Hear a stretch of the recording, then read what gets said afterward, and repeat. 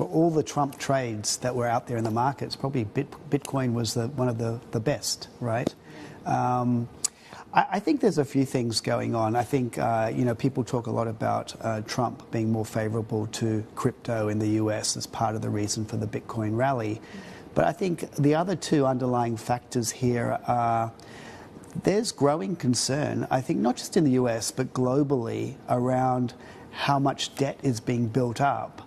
And at some point, maybe central banks are going to come back in and do QE again and generate inflation to inflate away the debt. And so Bitcoin, one of the big advantages of Bitcoin is there's only 21 million Bitcoins, as we were talking earlier. So the scarcity value is very much there, even more than gold. There could be a lot of gold under the ground. We just don't know how much. So I think that's driving it. I think, a sign that Bitcoin is becoming, the potential for it to become more mainstream and institutional investors taking it as an alternative asset is steadily picking up some momentum. And you can see central banks, I think they're concerned. There's nearly every central bank around the world is working on CBDCs, central bank digital currencies, which I see as a response to the rise of crypto because they need to maintain control of the monetary system and capital flows. So I think it's going to get more interesting going forward. So every central bank has done a lot of work in the last 4 years on CBDCs, except for the US.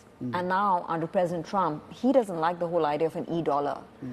In fact, he's a crypto evangelist. So I wonder, where does that leave? Because for CBDCs to actually grow and to be adopted globally, you need to have an integrated financial system. Now, do you see that happening if the U.S. does not participate over the course of the next 4 years?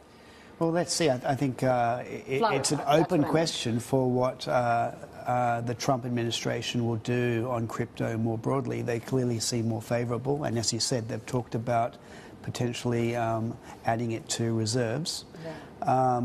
So maybe they will change their mind around CBDC as well. I think the more that Bitcoin prices and crypto prices go up and the more that the public gets behind them, I think there's more pressure for the official sector to respond.